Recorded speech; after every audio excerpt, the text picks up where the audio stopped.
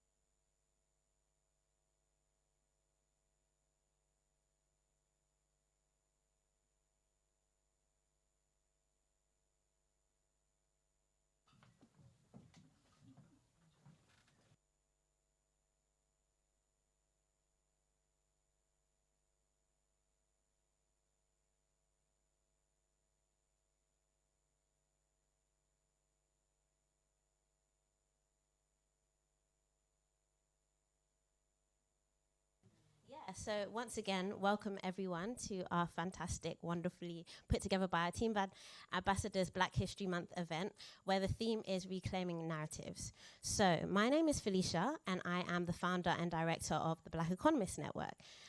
We are a non-profit organization where we seek to essentially inspire aspiring and current Black economists in the field. We want to provide a network, a platform through which Black economists can connect with each other, can be educated, and also a space to feel seen and heard and network with each other. So to give you a bit of background, I studied economics at university, undergrad, and I thought, oh, it's not that diverse, you know. One of the only few Black people we came across was either Sir Arthur Lewis or Dambisa Moyo, and I was like, okay, maybe this is just an academia problem. Then I did my master's at LSE, and I was like, okay, there's like no Black people in the curriculum. Interesting.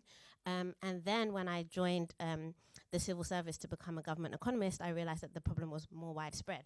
And I really did want to connect with other people in the field who probably felt similar to the way that I felt, and provide a platform where people could feel like they could have a safe space. So I started the network in 2019.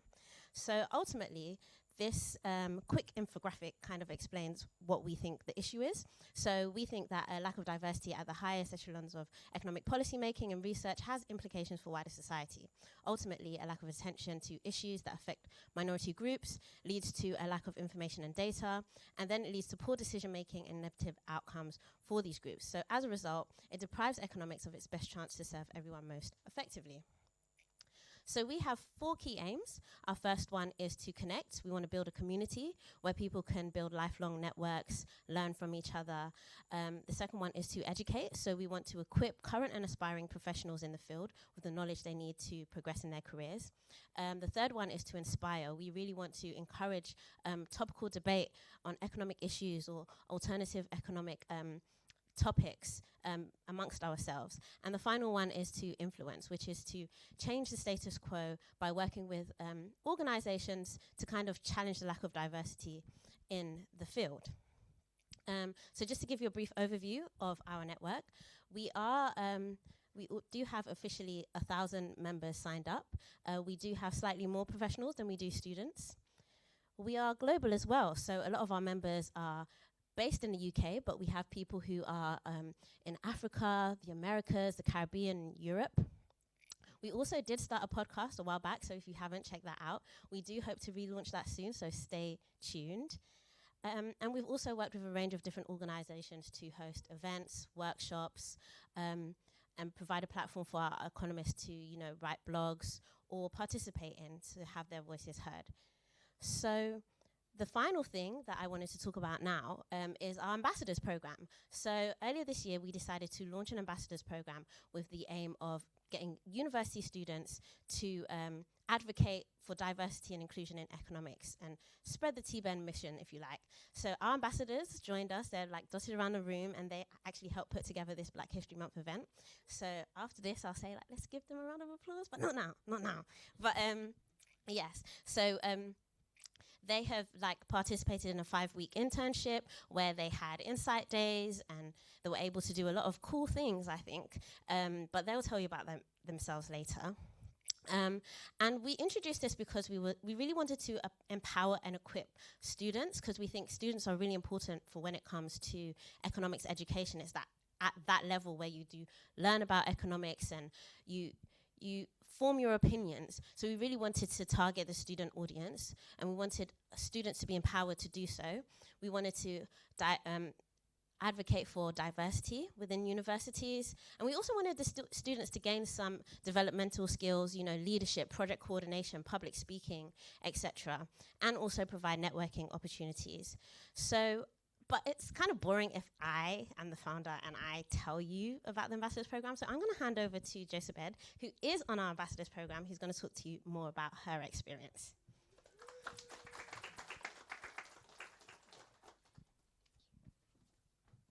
Good evening, everyone. My name is Joshua Baird, and I'm currently an economics and finance student at the University of Surrey. Thank you so much to Felicia and Natalie for this amazing opportunity. So I'm just going to speak a bit about the Ambassadors Program. So it started off with a 5-week internship here at the Resolution Foundation, and on the board, we just have a few of the things that we got up to.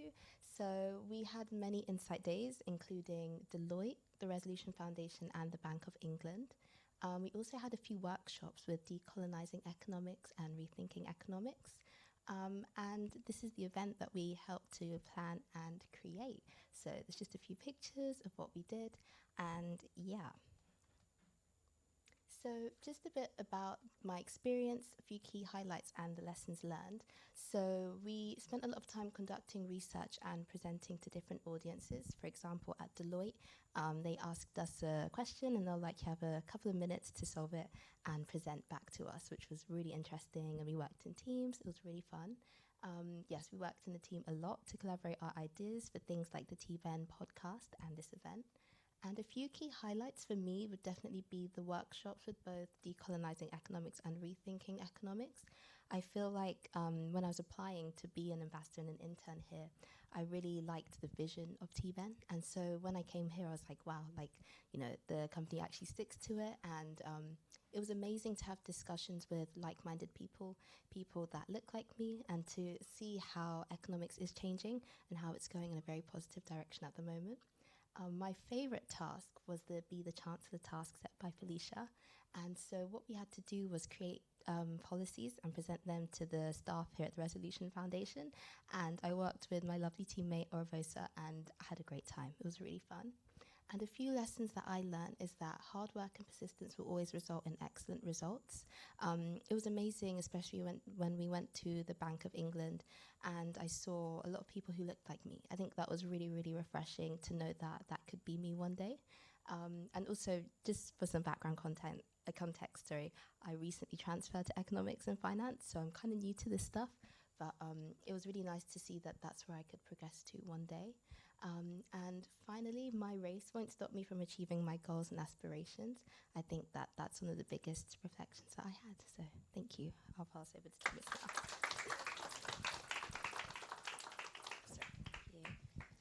Thank you, Joseph, for that. So that's a bit about our Ambassadors Program, so check it out if you're interested. Spread the word for next year's cohort as well. But yeah, so now I want to introduce the main theme of the evening. So the theme for Black History Month this year, is reclaiming narratives. And this resonates at TBEN because it's about reclaiming the stories and histories that have been misrepresented or silenced, much like the contributions of Black people in the field of economics. And at TBEN, we're not just reclaiming our own narratives, but we also want to build a platform for future generations of Black economists to do the same. So our work is about, creating the spaces where diversity is not only recognized but celebrated, and where, future generations can feel like more like Josephine, what she just explained, especially in the field. And also we do want to challenge the current narratives, that there's not many Black people in the field, or that our voice doesn't have a role within these spaces. So as we move forward, I think we should be able to challenge the dominant narratives in this discipline and within our community, and support each other's work and push for a more inclusive field. So with that being said, I'm now going to pass on to Thomas, who is another ambassador, who's going to take you through a bit of history. So, round of applause for Thomas.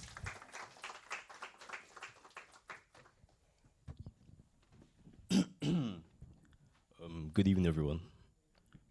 As said, my name is Thomas. I'm one of the TBEN'S ambassadors. Starting off, I want to talk you through a brief timeline of the moments in history. Sorry.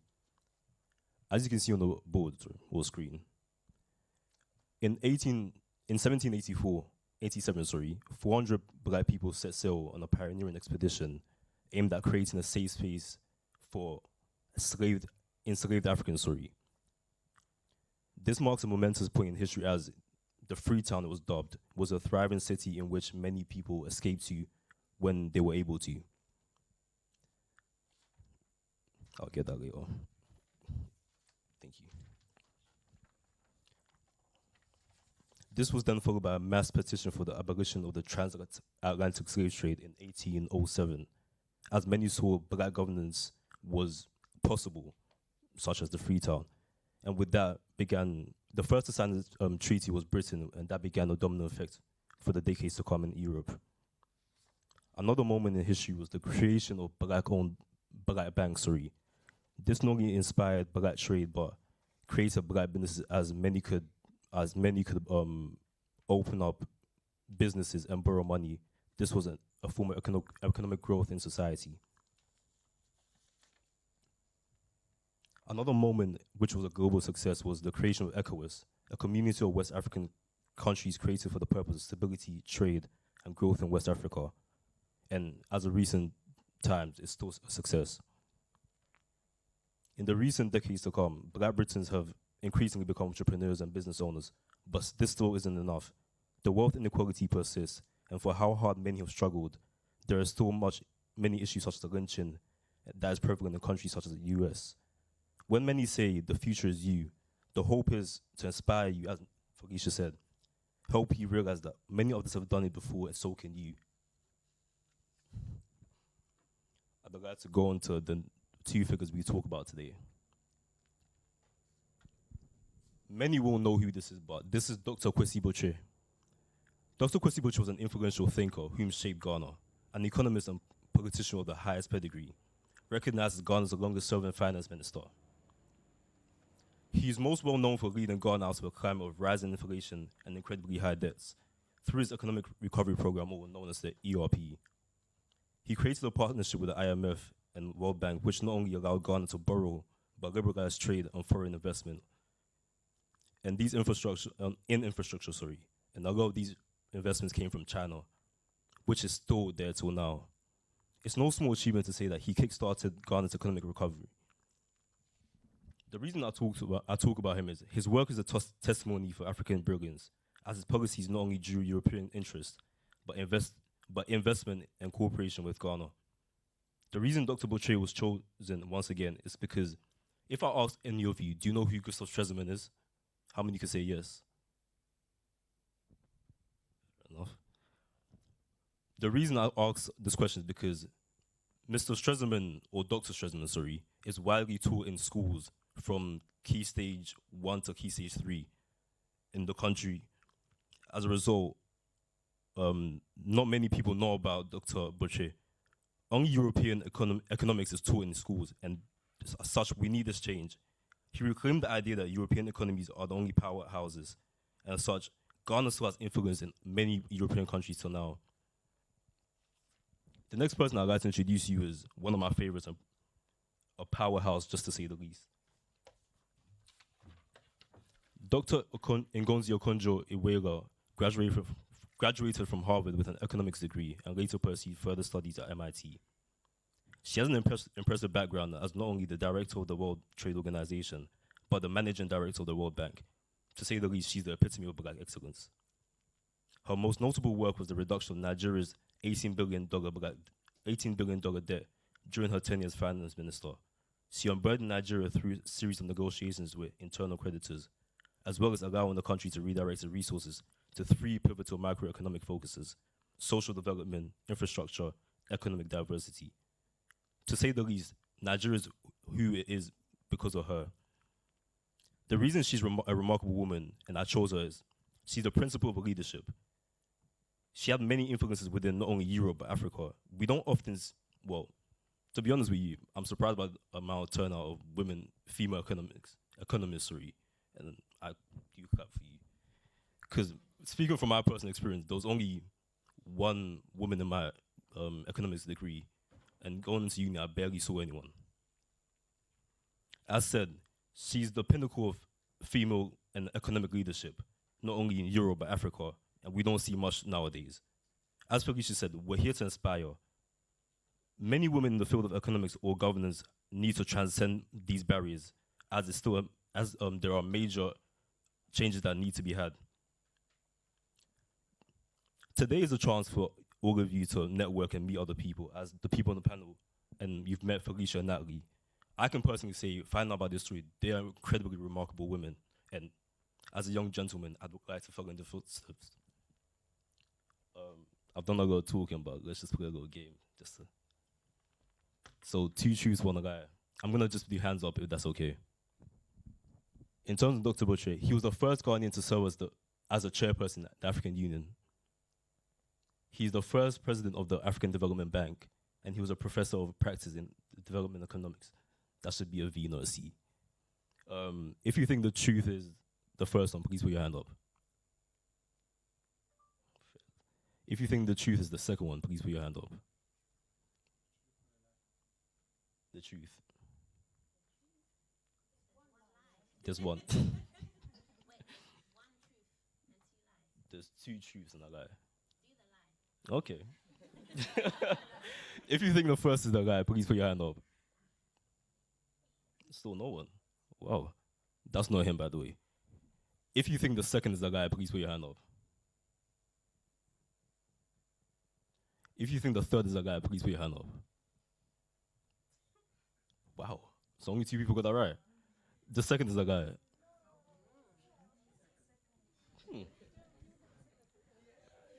Moving on to the next figure. She was previously the finance minister of Kenya. If you think that's a guy, put your hand up. Are we just copying each other?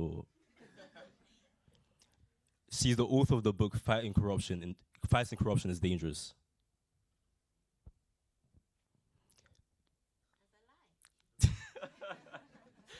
She was listed as Time magazine's 100 most influential people. Yeah, I can't lie, everyone was right, the first one. I mean, you think it's the first one or the second one? To be honest, why do you think that?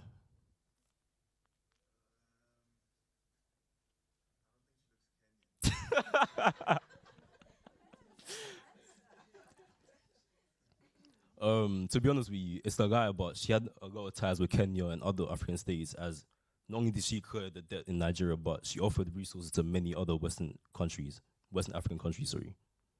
To proceed on, ooh, there's a break, okay. I mean, is everyone tired? Okay. I guess we'll offer a break now, that's fine.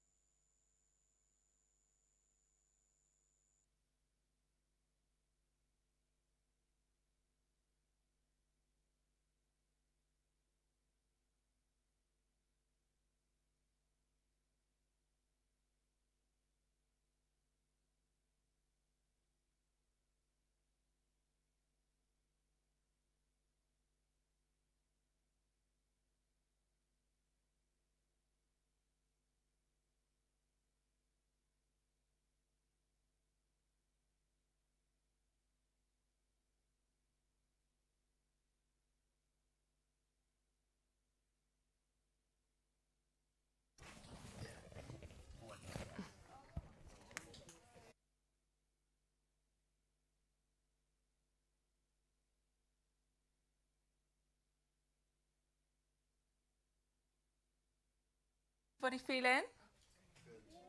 Everyone's been eating some snacks. I bring that up because we have so many snacks and we've got food, hot food to come, so please eat. All right, amazing. So this is the panel section of this evening.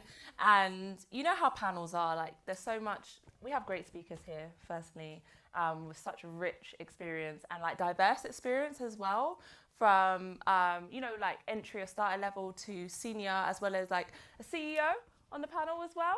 All different, well, two. Okay. So there's going to be so much value in this panel, and we're also going to have a Q&A at the end.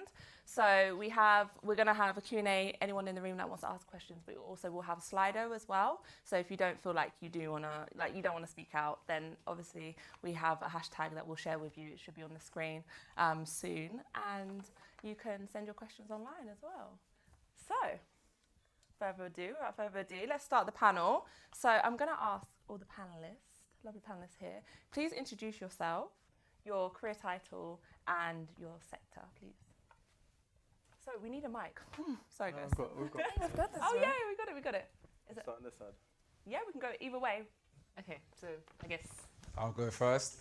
So my name's Luca. I'm currently working in finance/accountancy at a company called EY, and I took a slightly unorthodox route into finance. I actually went down an apprenticeship. Even though I was constantly pressured by my Nigerian dad to go to university, I decided to sort of, not disregard him, but I sort of then went down my own path, and I'm now working in finance, and I'm looking forward to sharing my experience with you guys today. Amazing. Thanks. Hi, my name is Nonhlanhla Makuyana, but you can call me Noni, and I am a co-founding co-director of a grassroots non-profit organization called Decolonizing Economics. I've been doing that for 6 years, and similarly, I didn't study economics, but I've ended up working in economics, which is interesting. And hi everyone, my name is Ruth Badru. For some reason I had to look at the name on the screen. I was doing the same thing. Well, my name is actually Ruth Badru. I am an associate professor of economics at University of Bristol, and a lot of my work is in the area of macroeconomics, applied macroeconomics, feminist political economy, econometric methods, but specifically kind of doing a lot of consultancy projects with governments and state governments, especially in Nigeria, as well as advisory groups in the UK, like the Women's Budget Group. I'm also the founding lead of a project called Rethinking Economics for Africa. It's not quite a CEO type thing, but it is something about transforming narratives, about how we think of economics and how we think of economic policy. So excited to be here. Thank you. My name is Makalonge. I'm CEO of an organization called the Equal Group. I am what I would class as a recovering economist. So I spent 10 years as a regulatory consultant focused on the utility sector, so water, gas, metering, just generally utilities.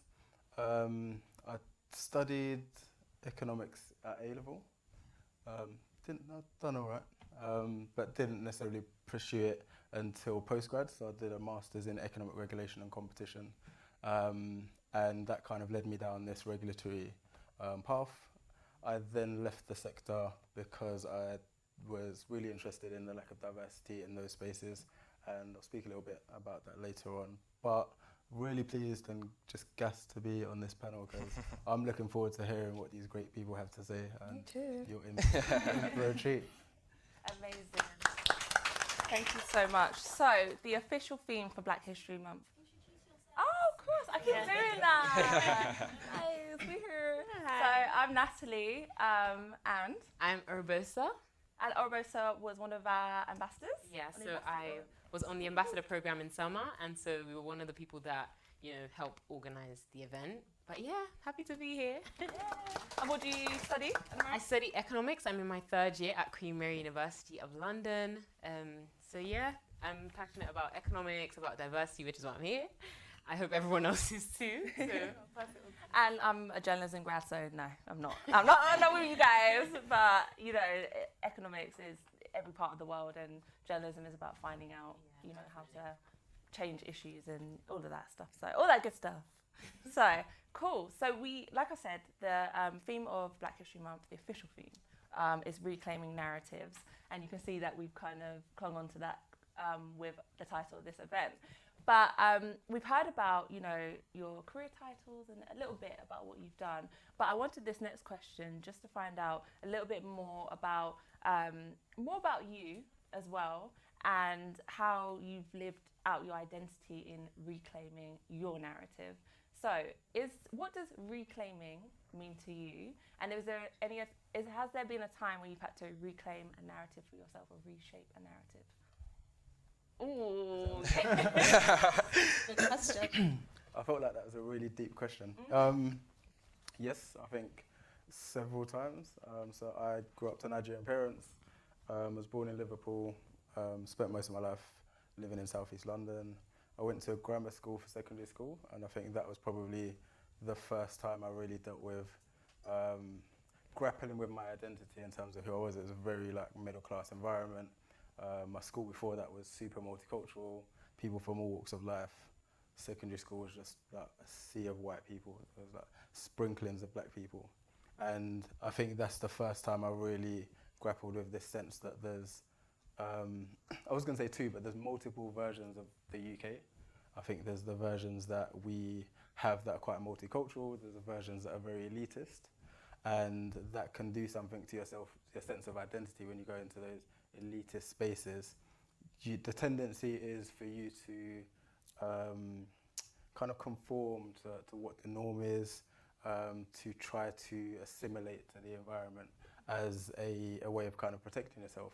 And I feel like I spent the next 20 or so years just grappling with that dynamic to say, am I confident enough to truly be myself? Do I feel the need to assimilate? Do I feel the need to talk as they talk, walk as they walk, mind my P's and Q's so as not to upset the boat? And I really had, I guess, an interesting relationship with education. And funnily enough, economics was one of the things that I felt I didn't have to try that hard at, because it just made sense in terms of the models, in terms of the application. But yeah, just grappling with my identity throughout the education system, then into the working world.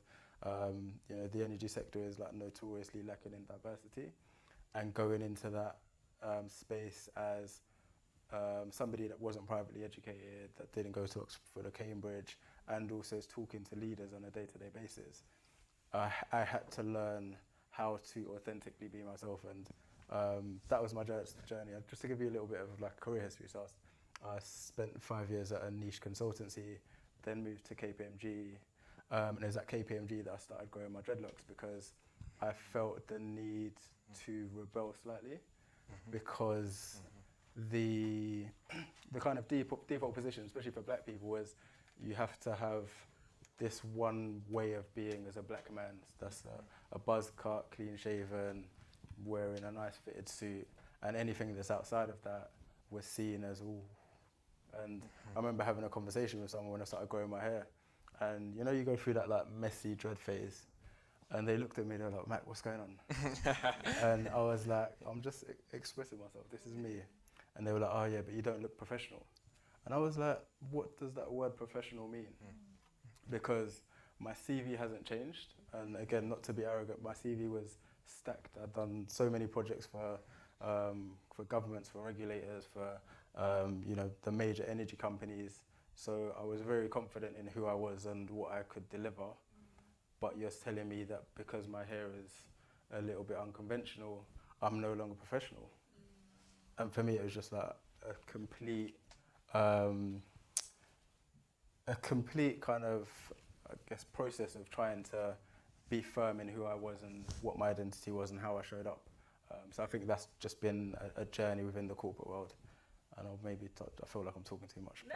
I'll touch on the other side of things as a business owner as well later. Amazing. Thank you so much. Thank you. Would anyone else like to add? I think I'll just actually add to Mac's point, especially regarding the hair situation. Mine was when moving into the corporate environment, jumping from sixth form straight into the corporate environment. I was very conscious of my hair, and I had long hair at the time, probably longer than down to my chin sort of area. And I was very concerned. I didn't know if I should keep my hair. Will it be professional going into the corporate environment? And I ended up going into the corporate environment with my long hair, and I just felt, no, I can't do this, and I cut off my hair. And it took me a while to then actually realize that your hair actually plays no part in your professionalism whatsoever. As Max said, your CV doesn't change depending on your hair.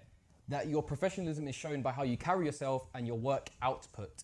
So I think that's one of the most important narratives I've reclaimed throughout my career. Definitely the hair situation. So thank you so much for that. For those thinking of growing out their hair, I guess you have some motivation now. The next question that we're going to move on to now is just about your career. So this is more career related, like going into the career. What narratives did you believe existed in the career space? And how did you overcome that? How did you change that? What misconceptions did you have that you think going into the world of working were changed when you entered? I could, this is going to sound really weird. If I'm honest, I just went in and did my own thing. I would say that kind of going into uni, I schooled in Nigeria. I did my first degree mostly in Nigeria, and I had no female professors. They were all men. I knew that there was a female professor, but at the time she was a special advisor to someone, so we never actually saw her. But it did not occur to me to think, oh, there are no female professors, I should probably rethink being a female professor. I don't know. I think I'm crazy in the sense that if I think I want to do something, I'll just do it. I don't care if I'm not maybe It's often been the case that I have been surprised by people's perceptions. I'll give an example. I was invited, in 2018, there was a Celebrating Women in Macroeconomics event that was organized by the CSRC, and it was at the University of Cambridge, and I was one of the people on the key speakers on the panel. And at the time, I was still even very, very young. I was still well in my 20s. And I remember being in the room before the event, kind of like what we just did just now, we're kind of all networking and talking. And then this really old, haloed Cambridge professor whom I know, whose work I have so much of his work in my research. I've cited it so many times, so I knew this guy. And so I was talking to him, and I was very excited, like, oh, I've been working on this, and I've been talking about you. And it's like, oh, are you just here as a student? I'm like, no, I'm actually on the program. And this dude actually asked me, and I'll never forget the exact words, how come you're on the program? And I was like, oh, like it didn't occur to me to think, maybe this is, it didn't occur to me to think maybe this is a space that might be somewhat separate from who I am or my identity, or that I would be a surprise to be on the program of an event like this.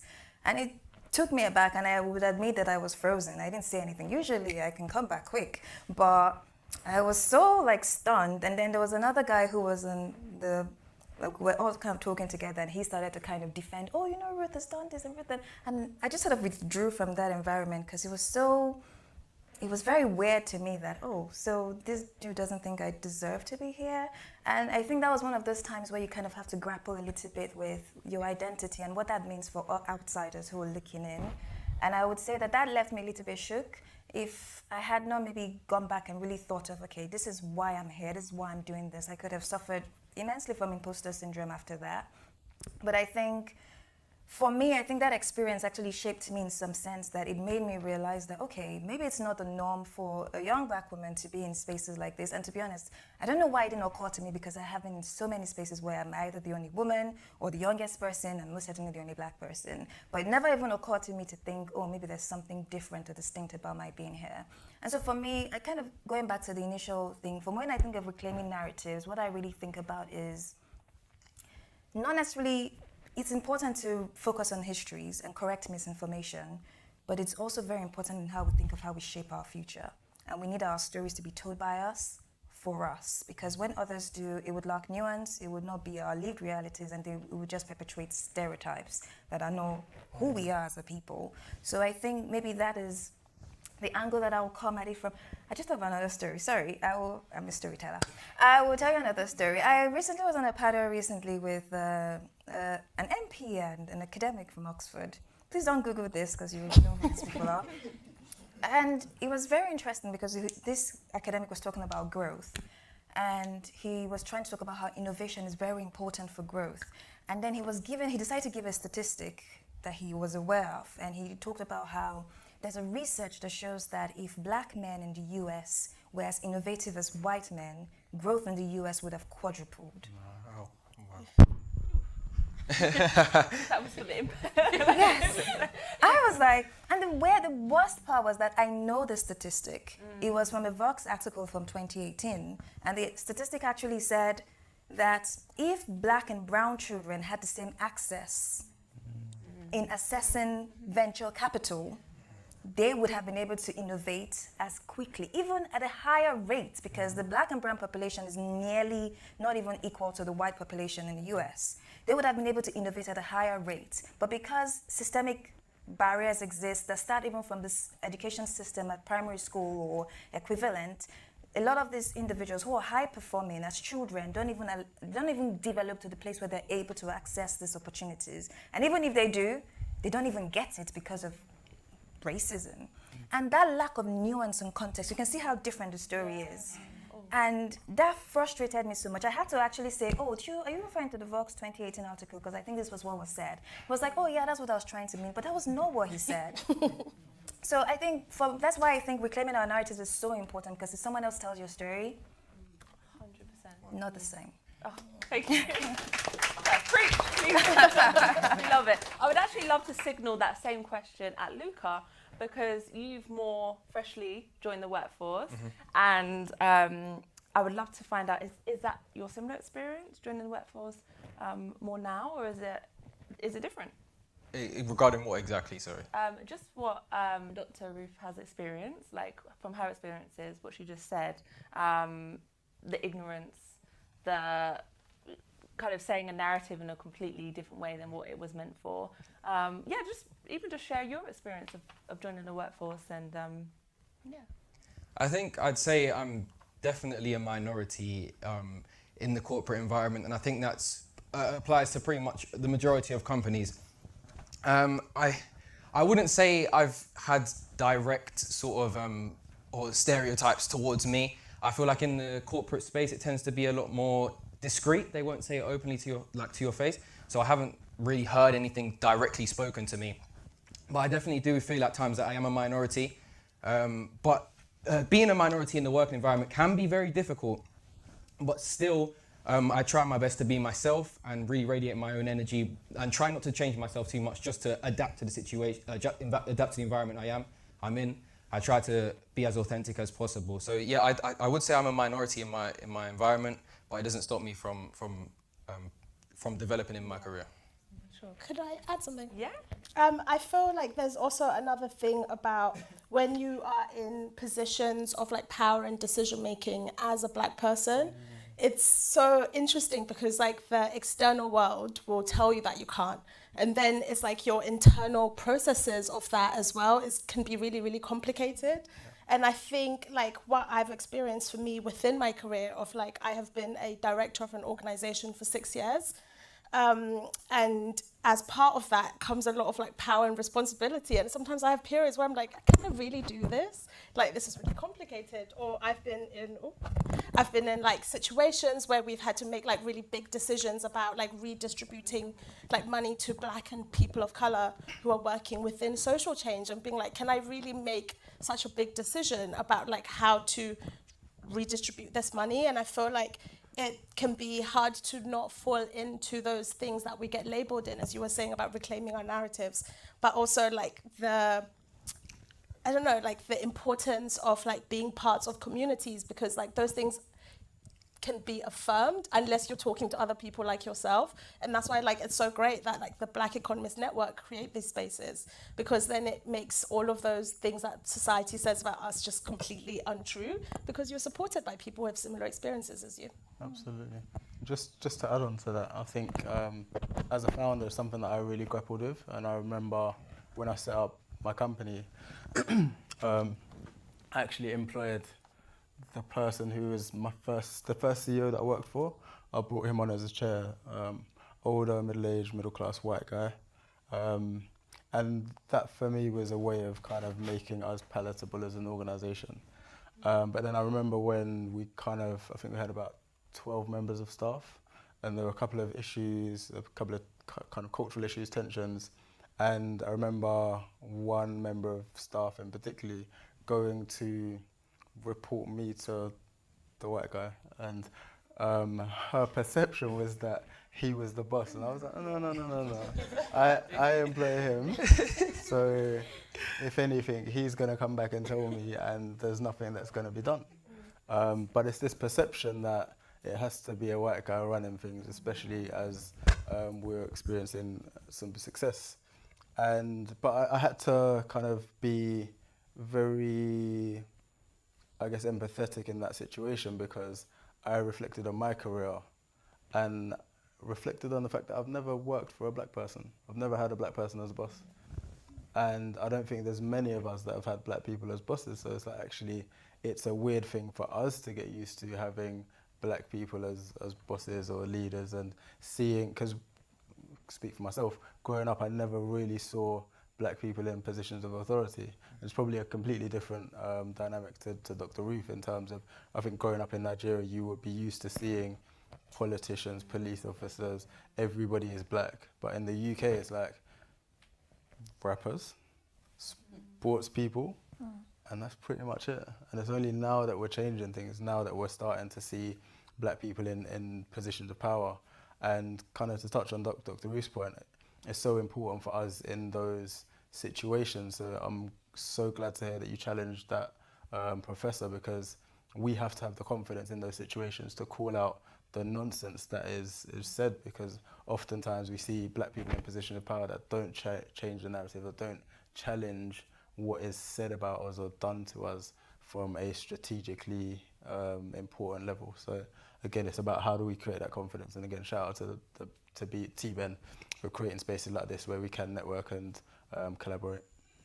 Yeah, thank you so much. Something that's resonated with everything that you've all said is knowing where you're going, because that fuels you to get there. And that goes into the next question. So what tools would you think, and I think you just touched on that, what tools do you think helped you overcome that? So in your career, like many of us now are starting, so we're some of us are university students, some people are professionals. Where do you think those tools come in overcoming that, stepping into that space? So I guess that's the next question. And changing the narrative in those spaces, maybe. Can I just say, because of kind of what you've just talked about, the fact that I'm very conscious in conversations like this to highlight the fact that I have a British passport, but my identity is so incredibly Nigerian. And there's the fact that I have grown up in Nigeria, so I have a different worldview. Like the times, I'm not going to lie to you, I feel like I knew what racism really was when I was 25. I call it my coming of age story. Like I was like, oh, so that thing that I experienced in Superdrug that time where the security guy was following me around was actually racism. I thought it was just funny and I was laughing. So like it's my worldview is slightly different in that sense. And I think that's perhaps the distinction where if you've grown up in an environment that has created a narrative where there is this hierarchy of sorts, it is a harder thing to have to navigate than to have, like the reason why I never really thought about being in not weird, but like spaces where maybe there were no people like me was because I never even thought to think that. However, I would say that there is that, and it's easier said than done, but I also think there is something that can be learned from that, in the sense that I don't go, most of my life, I don't go into an environment thinking, am I the only black person in the room? Am I the only this in the room? Oh, should I do this, or should I try to fit in this way? I'm just like, I'm me, that's it. You kind of accept it the way it is. And if I want to do something, I will go ahead and do it. That doesn't mean that there are no barriers, but I think I'm naive enough to at times not even notice them, that it doesn't hinder me. It's a kind of weird system. But the reason I wanted to actually mention that was because I think, to your point, I think it's important that inspirations are good. It's good to see someone who's done it there before, and it's very important for representation is incredibly important. And even in my career, one of the things that I do is I make sure that I teach first year. Every single university I've taught at, I've always told my conditions that I will always teach first year, because I know that it's important for people to see a woman, a black woman in the classroom. But I think there is a place for inspiration to inspire us in what is possible. But I think maybe one thing that we should do more of is allow ourselves be our own drivers. like decide that this is what I want to do and then do it. There'll be obstacles, but then you figure it out when you get there. And not allow this idea of I don't belong in this space push us back. Because at times I think to myself, if I was born in the UK, my life would be very different. There's certain things that I've dared to do that I probably would think twice about actually doing. So I just wanted to add that bit in there. Can I jump in on that as well? Because I think that's like super important. And just to contrast, like your first realization of the racism was 25. Mine was 4 in the playground, and continually like on a regular basis throughout my life. And I think there's something really key about learning things early. You know, the things we learn early are the ones that stick with us. So we learn how to walk, talk, ride a bike early, and those things stay with us for the rest of our lives. And I think that's true of racism. I think, especially the UK brand of racism, it's very, I think Luca mentioned it before, very subtle. It's never that direct racism. Or it can be direct racism, it's not never. It can be direct racism, but it's also very insidious in terms of the way that people speak about groups of people, the coded language, the microaggressions, and like even being followed by security guards. It's like you may not feel that you're not supposed to go into a certain place. You may have the confidence to go into it, but when how you're treated in that place tells you that, okay, right, I shouldn't be here. Like you watch people go into a shop and they're not followed by security guards, but the moment you step in, even though you may have 10, 100 times more money than that person, you're the one that's followed, you're the one that's the problem. So it's like society teaches us certain things.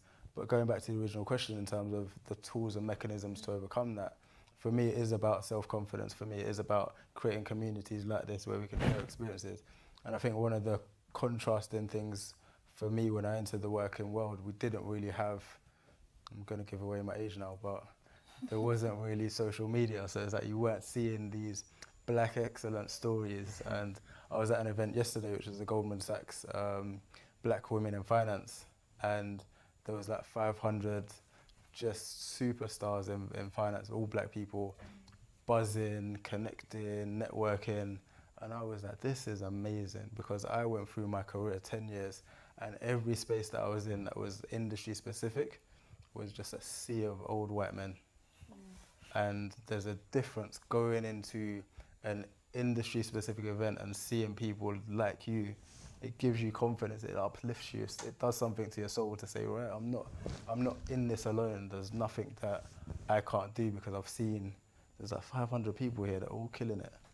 Whereas when you're feeling like you're the only one, it's like not only are you fighting your day-to-day battle, but you're very conscious that you're one of a few or one of a sprinkling, and that I think does something to you.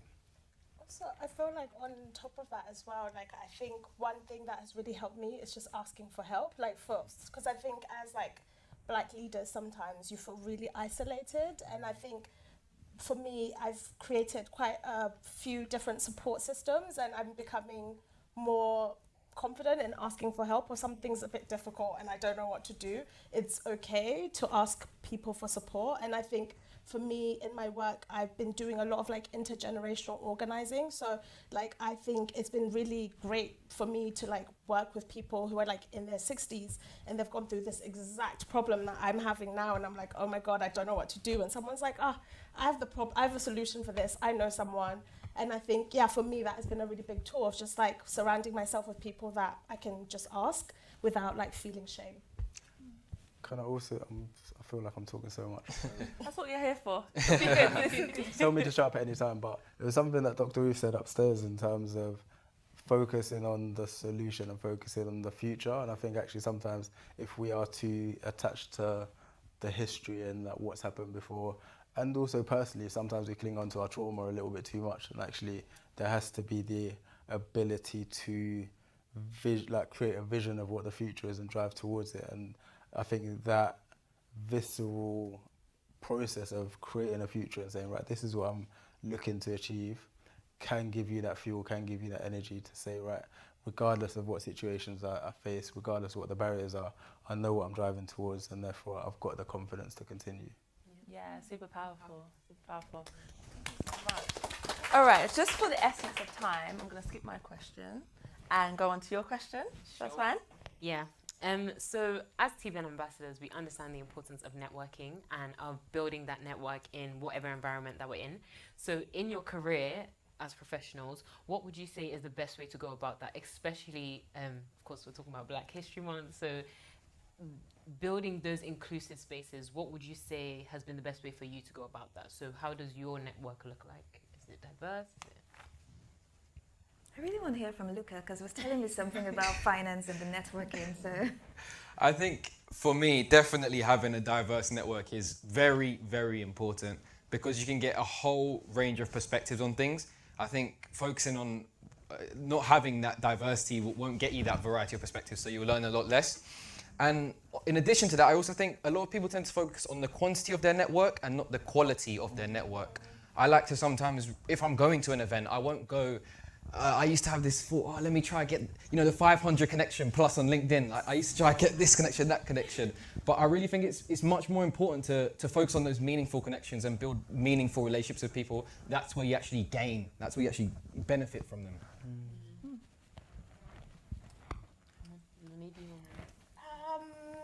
Yeah, I think a lot of the work that we do at Decolonizing Economics is just like we bring people together to come up with solutions to their problems. So I feel like for me, my network is so broad.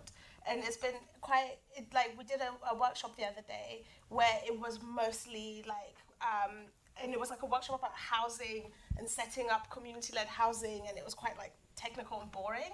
But so many women came, and it was so nice to just see the variety of interest, I guess, within this field. And I think for me, what I've learned about my networks is that I like to know who people are. I feel like it's a similar thing of the quality of relationships, because if you we know people through work and stuff, and sometimes I can sort of be superficial sometimes, and I feel like one thing that has really been important to me is actually getting to know people outside of their productive capacity, or getting to know people outside of the 100 amazing things that they've done, even though they've done amazing things, or being able to at Decolonizing Economics, we are known for doing karaoke. So we did a retreat a couple of years ago where every single person out of 50 people sang, and I was it made me feel a lot of pride to just there's people who feel that comfortable in being connected that they don't feel embarrassed to sing in front of strangers. So, and I think that's the depth of connection of knowing people for people, other than what they can do or how they are productive and the things that they outputs, I guess. Yeah. That sounds terrifying. Right? You should come to the next one. And I guess, Mac, you have a wealth of experience in, your business, which is D&I focus, of building networks and the importance of having, a strong network and tribe, in a sense, around you. Are there any bits of advice you could share about building a network? Yeah, I think Nolly mentioned it before in terms of that being vulnerable. And I think when you show up authentically, I think it adds to the depth of connection that you're able to foster. I think we live in a generation now where it's all about social media, the likes, how does this look? And I've got a hate-hate relationship with social media. Love-hate to a bit of an extent, but I think social media drives the wrong actions and activities. We focus on the wrong things, but when actually it's about that depth of connection. I think that depth of connection comes from vulnerability. Your ability to grow a community, a supportive community especially, comes from understanding what their issues are, understanding what their challenges are, understanding what their natural way of being is. And I think once you understand somebody to that level, you can better support them. And it kind of goes both ways, Yeah, just be a good friend, basically. Can I just add one quick thing, though, especially if you're, because I feel like these guys are people persons. It sounds I'm not. I'm really? 100% a people person. If you're like me and you have this face where people are like, oh, should I talk to her, should I not? And maybe you're somewhat cold-blooded. Maybe what you should think. I would say what I've done for myself is that I'm not a network person. I will not lie to you. I find it very hard if you have a networking event to actually then go talk to people in a way that is related to the event. If I want to talk to them, it would maybe, what movie did you just see, or something weird like that. So what I have learned to do is that I realize that I'm bad at networking. My office door is the one that's always closed on my floor. I am good at creating my own networks. So if I go to an event and I kind of connect with somebody, that person will be on file. When I meet somebody else that reminds me of that person, oh, we're coming together and we're doing a project together. So I kind of figure out what works for me, because if you see me on the street and I don't smile at you, just remember I've told you this, I've warned you beforehand. I love that you described yourself as cold-blooded. I don't think I've ever heard anyone describe themselves. People have called me a golden retriever before, so I don't know which one's better. But I'm the same. So I'm like deeply introverted. So I find that networking quite hard. But I do like to find a couple of key people and just have really good conversations, because I feel like sometimes you can just have really superficial conversations. So I try to get to the meaningful stuff as quickly as possible. Can I add one thing? Also, I feel like as African people, food is such an important way of getting to know people. And I think, like, when you go to events and it's like, I don't know, like a sandwich, and you're just like, this is not a great conversation starter. Like, Do you like the tuna? There's not a lot of places to go with that. And I think, like food and gathering with people in a way that's like nourishing is quite a nice way of building a network. Okay, so you're plugging our food later. Yes, I feel hot when it gets off. Amazing. All right, so we're on to the final question, and it's been really great just to get to know you more. And we've spoken about networking, so if you are available afterwards, if you have the time, please stick around, and hopefully the room can network. You've got your hand up, Felicia. I have a question. Oh. But I don't want to ruin the flow. Okay. It was more so like, okay, within your fields, right, your respective fields, and when it comes to the theme of reclaiming narratives, what are like the risks of the narratives being like co-opted by powers that be and trying to warp it into something else that's not quite what we want to do? So I'm not trying to like, be biased or anything, but we have like some narratives are being co-opted, and when we had that race report by the Sarah report that tried and said there was no racism in it, and I was like, hang on a minute, we wanted you to address racism, but not like this. Like, I'm curious to know like what kind of risks exist in your respective fields, in terms of like how people can walk or co-opt it, and how do you think you go about it? Sorry to be cheeky. It's all right. I was going to say we've got limited time, but so whoever feels like they can. I'll try and be very quick. You won't get the funding, or you will struggle to get the funding. That has been my own experience. Or you would be researching about a group of people in Nigeria, as my experience, and you will be told to seek ethical approval in Bristol. And you're like, that doesn't make sense. If I'm doing research about, they're not just data points. They should be part of the story, because it's their stories. So you do face a lot of challenges, at least from my academic perspective. And at times you have to accept that things are going to be slower for you if you want to stick with your core values. So I think there's like two points that you kind of mentioned that I slightly want to break down. I think it's a longer conversation than we've got, but I think one of the issues is about not all skin folk are kinfolk, and the other one is more about like narratives and directions of travel. So I think that the kinfolk dynamic is understandable from the UK perspective. And I think as economists, we deeply understand incentives, and the UK is very good at incentivizing people to take up positions that they may inherently not even believe, but they're funded to do so. So it's like, okay, if you're going to get a bunch of money and prominence and position and loads of airtime to say what they want you to say, it's easy to do that. And then the other side of things is more, how do we take ownership for what we want to do? How do we create in us the confidence to just be, steadfast to say, this is the direction I'm going in. I don't care if I'm not getting the funding immediately. I don't care if people aren't with me. I'm going in this direction because this is something I believe in. And I think it's hard. I won't lie to you. I think as a business, just to tell a bit of a story, I know we've not got time. As a business, we obviously do diversity and inclusion. I think obviously there was a lot of money being thrown into diversity and inclusion a couple of years ago, and we kind of got to a stage where we were doing projects for the sake of keeping the team employed. And I think I had to take a step back to say, right, what is it that we actually want to deliver? How do we want to deliver it? And who do we want to deliver it with? And essentially I've been on this process of trying to redefine the vision, recommit to what the original intention was. Like, the original idea didn't come from a desire to make loads of money, it was about impact. And there's a tendency when money gets involved that you start to lean into where the money is and what people are paying you for, rather than stay the course and say, this is the vision I have and this is what I'm going to achieve. So the short answer is it's hard. Yeah. All right, thank you. Sorry, no, I'm jumping the gun. I genuinely believe, like, yeah, money is such a big thing, and like funding is so huge. Because I was trying to think of, like, you guys have said funding, is there anything else? And I just kept on thinking about funding. Like, for example, we developed this workshop called Decolonizing Economics, and then we've been doing it for a couple of years, and we were having a really hard time getting like funding for it. And then some random white guy does the exact same thing and gets the money for it. And then like also we started noticing that like people would put our name for their funding application so that they looked diverse, and then the funders were more likely to give them the funding rather than us who are doing the work and have the knowledge and have the experience. And like it's just like this cycle.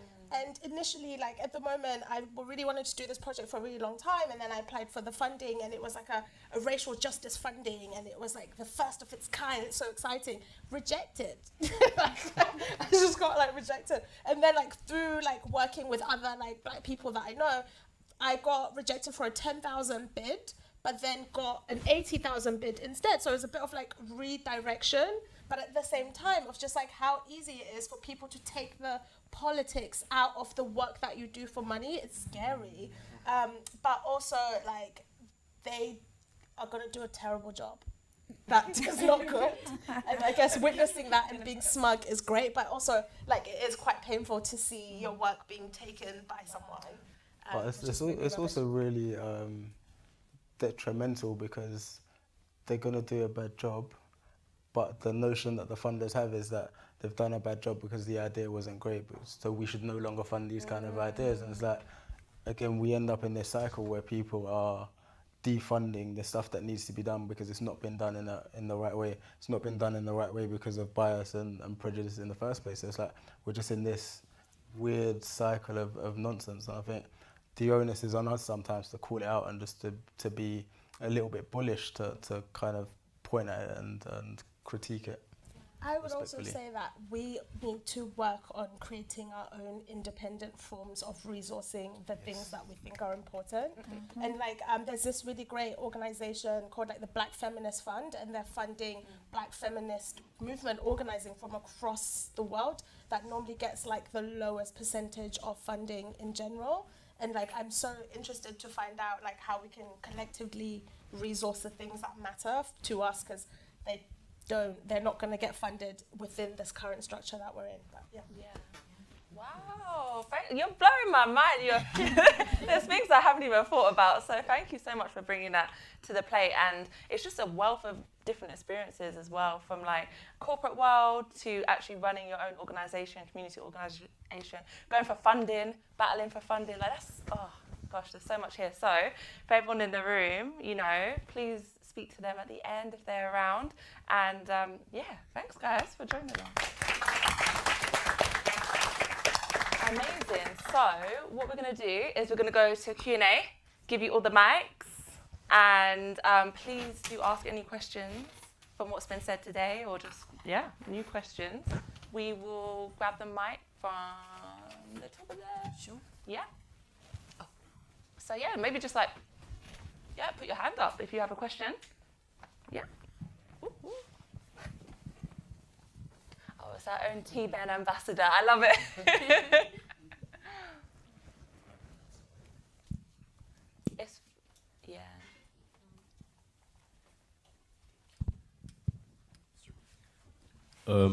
In the sense of redirecting, there's like an ideology within my generation which is make more money, make money.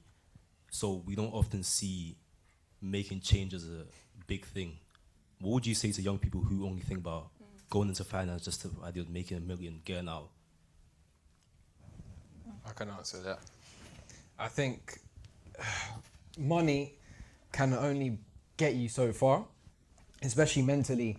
Of course, you have that urge to go get the money, but in the long term of things, it's not going to keep you. It's not sustainable to keep you going in the long term. Sorry. So you need something else to keep you driving. You need something that you're actually passionate about, and that's where you get real output, not from a drive to make more money. So when you actually find something that you genuinely enjoy and that you're genuinely passionate about, that's when you're really gonna actually it's actually gonna be sustainable for you. So I think, of course, there's gonna be money aspects of it. You will be able to make money from it, but at the same time, you need to make sure you're enjoying what you're actually doing. So I think, actually finding something you're passionate about is the most important thing. And also, I feel like we are in a system which is fundamentally broken. So like people want to make money because people are really needing like security, safety, and to feel like they can afford to live their full lives. And I think the drive to make money is very real and it's very like urgent for people. But also like how can we do both things of actually creating the system that means that if you don't have money, you're gonna be hungry, you know?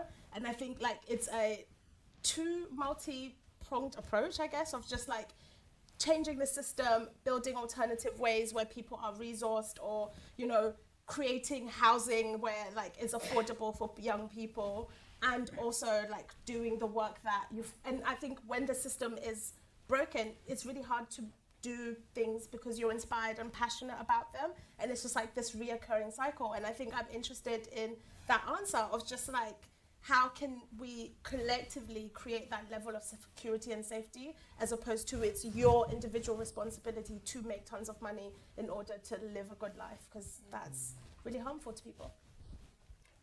Yeah, I'd agree with that. I think there's so much nuance in the question. Obviously, people need to be comfortable in the decisions that they make independently, and I think I can speak from my experience where setting up this business came off the back of being in a place of comfort. So my 10-year career did a lot for me in terms of stability financially, which then gave me the ability to step out and step into something else to say, look, I've made loads of money in the energy sector. If this venture fails, I can go back. But I don't think it was the money that was the first and foremost. I think it was also the journey to gain that expertise and that experience to say, actually, I've got a credible body of knowledge and skills and competencies that I know are valuable in the market. And then I think there's the macro side of things where it's like, probably lose half the room here, but I'm very skeptical of the capitalist system generally. But I think it takes capital to destroy capitalism, which is why I'm an advocate for entrepreneurship and going out there and securing as much as the bag as possible, and then we can start to invest in our communities and start to act in a more socialist way. I feel like when we bring up capitalism, like there's so many different points of view, and this could go. But I love it. Does someone have a question? Also, I just wanted to flag as well, if you didn't want to ask the room, there is slido.com, #reclaiming narratives, and you can just use the hashtag and write your question on there as well. Ooh. Yeah. So obviously, thanks all of you for giving up your time to talk to us this evening and sharing your stories. I like how diverse all of your journeys are. I feel like I resonate a lot with Luca and Mac because I went to uni and did economics at uni. I graduated a couple of years ago, and now I work at an asset management. So I liked how, Mac, you said you've done sort of the corporate journey for 10 or so years, and then you were able to spin off and do your own thing that resonated with how you felt about increasing diversity, and you were able to actually bring some people with you. And also, Luca, in your journey, you're taking something like an unconventional approach with an apprenticeship back then, and having your own challenges in that space, going through things like your hair, how you are noticing how you're presenting yourself in that type of corporate world. So what I'm trying to say is, I love economics, and that's what I wanted to go into off the bat.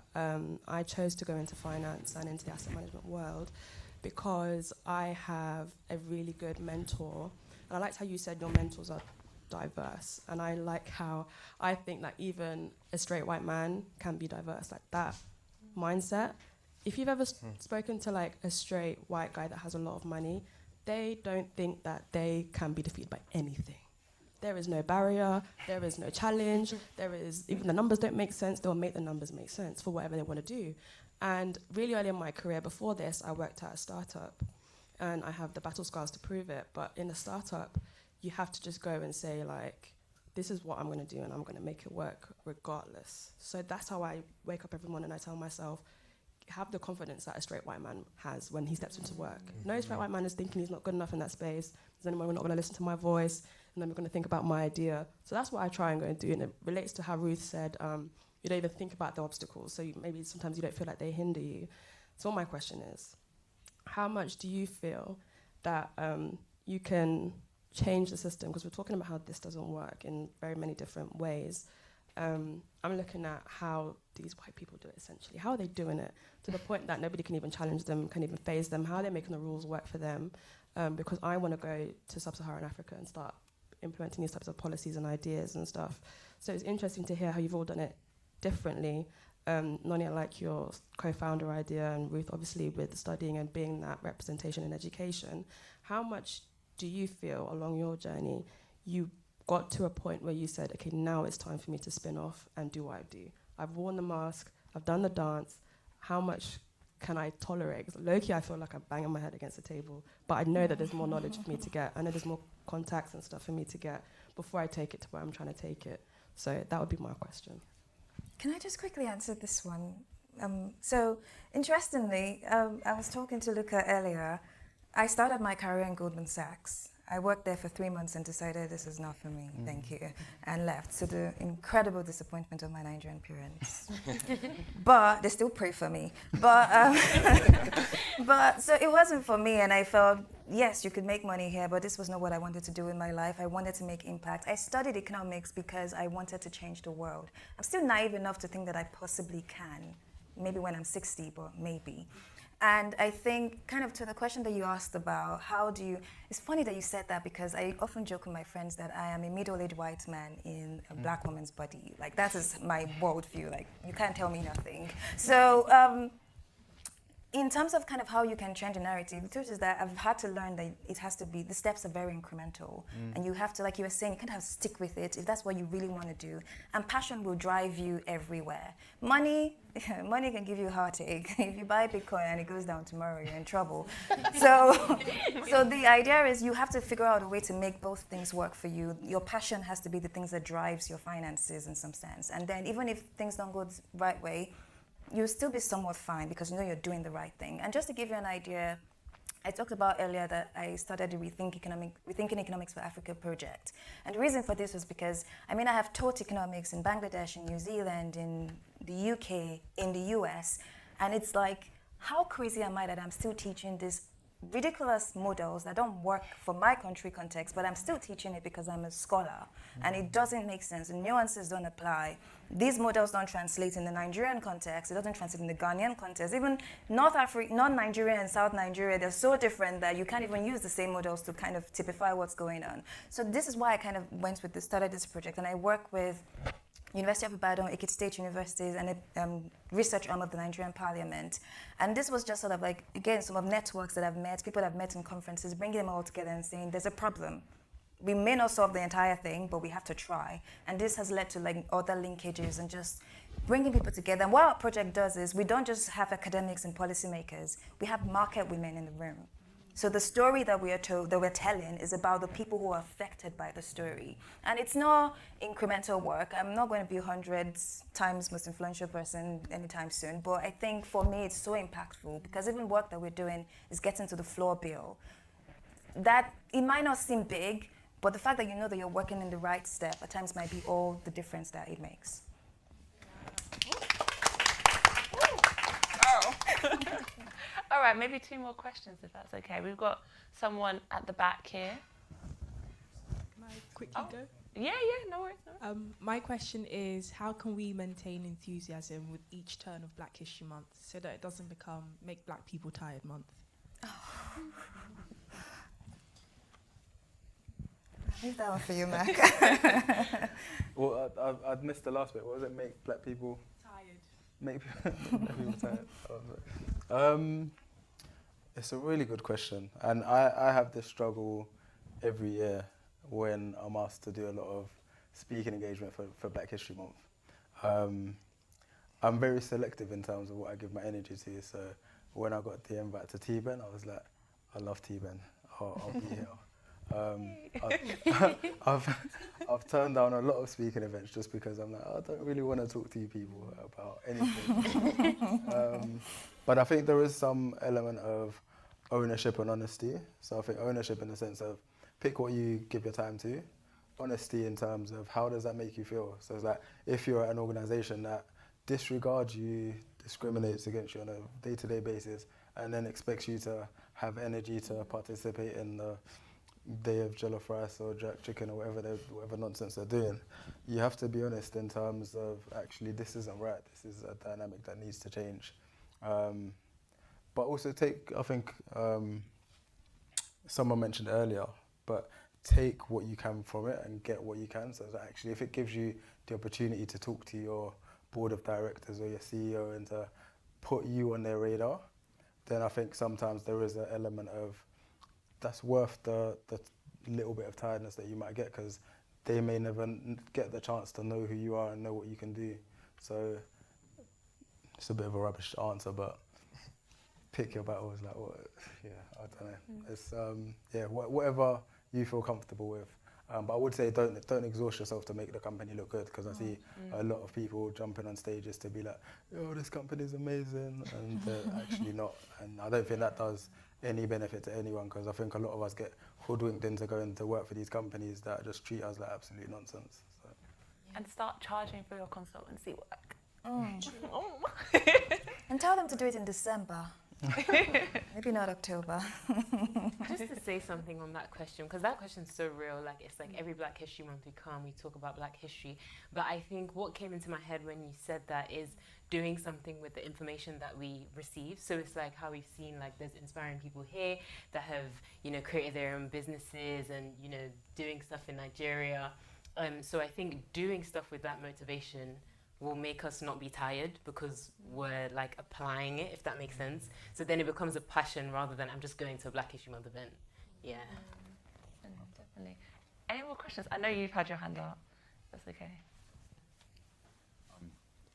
Hello. First of all, thank you very much. This has been really it's been really beneficial, so thank you very much. I think my question kind of relates to something that you guys were talking about earlier, and it kind of piggybacks on her point. It relates to fatigue in the DEI sector, and in relation to Black History Month point, the fatigue there as well. So you guys are talking about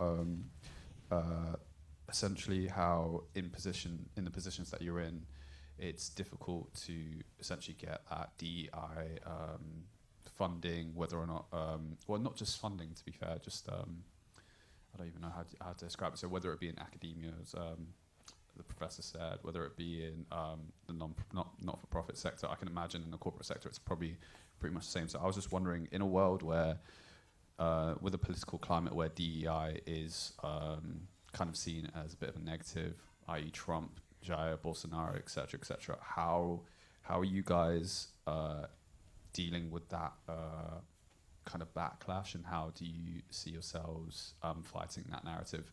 So like, as companies like Toyota, who have got rid of their DEI funds because they're struggling to fight that narrative. So how do you guys in your individual sectors, whether it be academia, corporate, or non-for-profit sector, plan to deal with that, just generally? Yeah.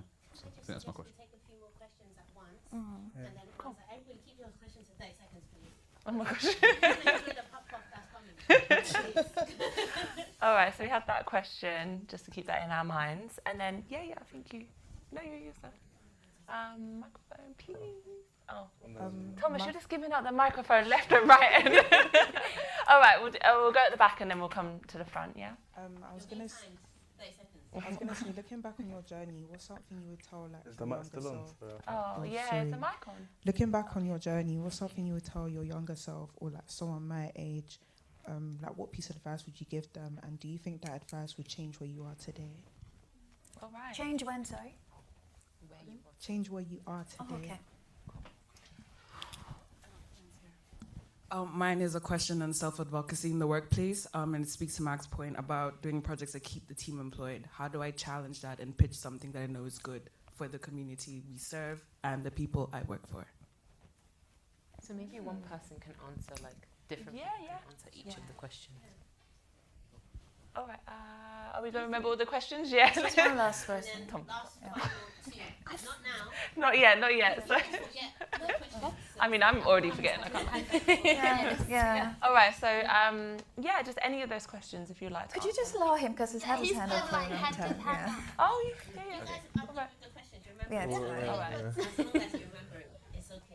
right. I remember Noni mentioning how the system's broken, and quite topical because this morning in my philosophy seminar we were talking about how environments shape us.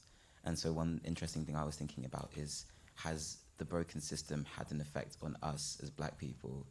And are there any behaviors that we repeat that perhaps can be damaging to us? And how can we stop doing those things that are potentially damaging to our image or us as people?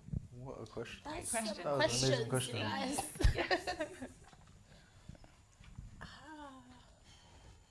All right.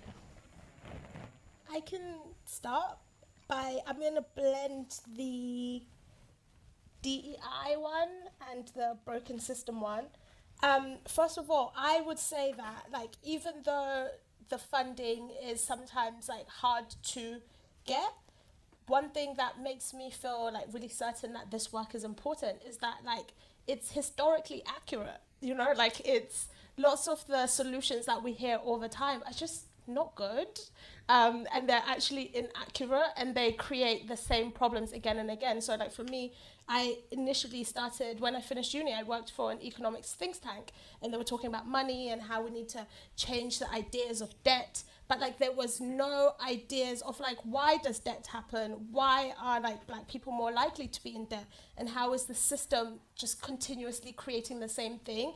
And I feel like sometimes with, like, the diversity movement, it takes away from that. We need, like, radical solutions that are true and powerful and actually have the, like, I don't know, that can change the system, because then it keeps us on this one level of talking about, like, how things would look different if there were, like, more Black people. Things would be nicer if, you know, we served more culturally appropriate food. No, we could abolish the debt system. We could change, we could abolish, like, the ways in which, like, people are taxed unevenly. We could abolish, like, lots of the things that are maintained within the system.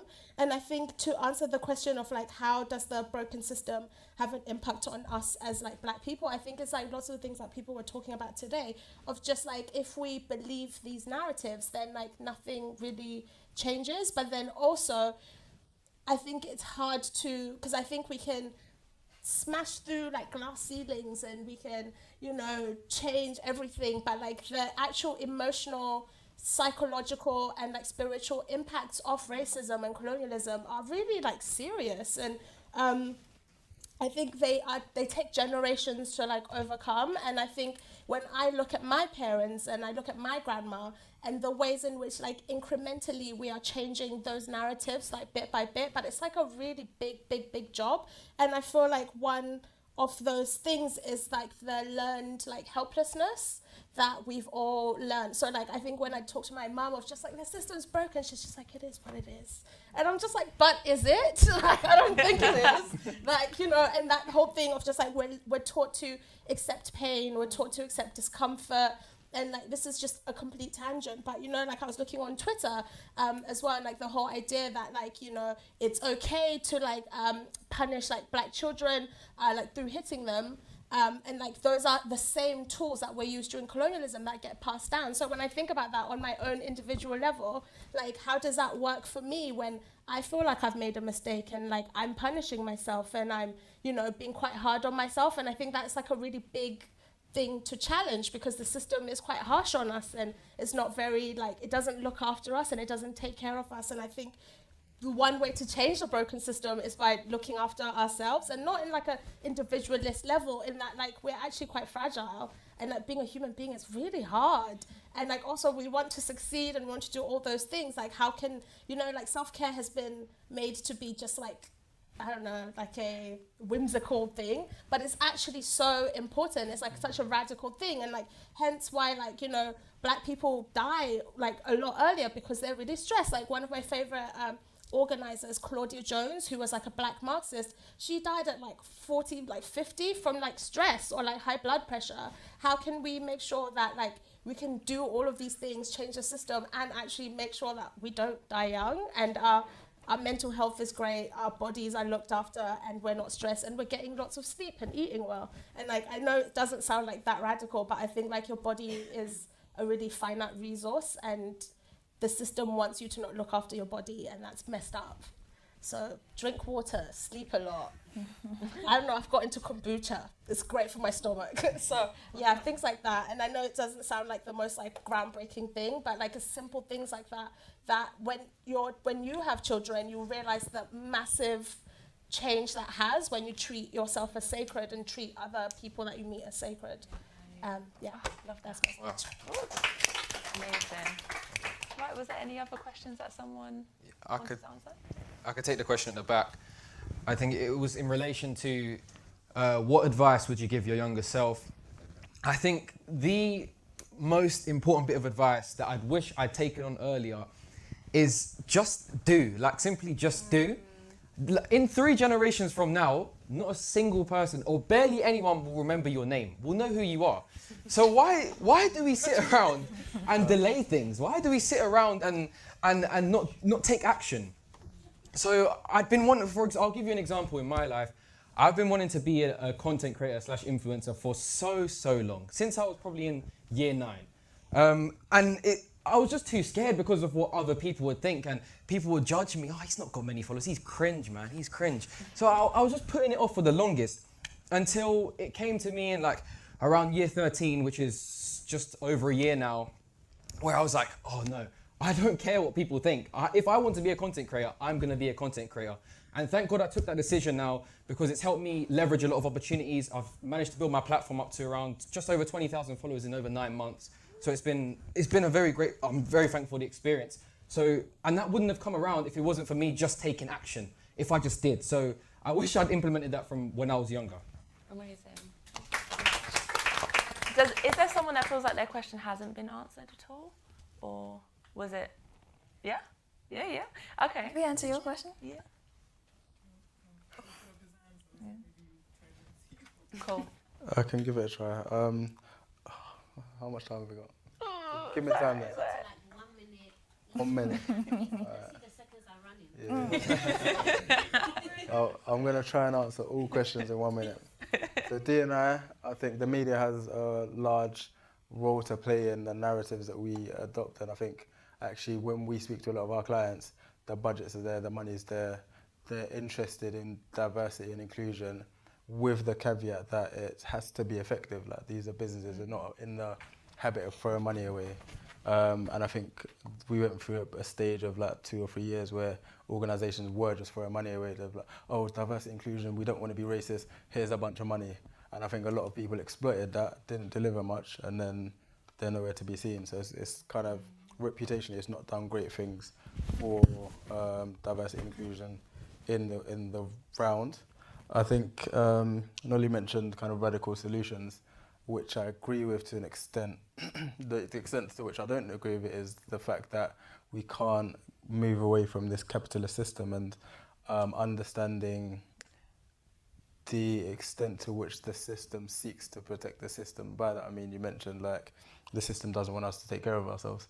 Absolutely it doesn't, because there's a healthcare system and the pharmaceutical industry that's built off of us needing to take vitamins, to take supplements, to take drugs, to get sick. These companies aren't here to cure illness, they're here to prolong illness. And COVID taught us that it's not about curing, it's about vaccines, and every year there's a new vaccine. You have to keep your vaccines updated. It's a $1 trillion industry.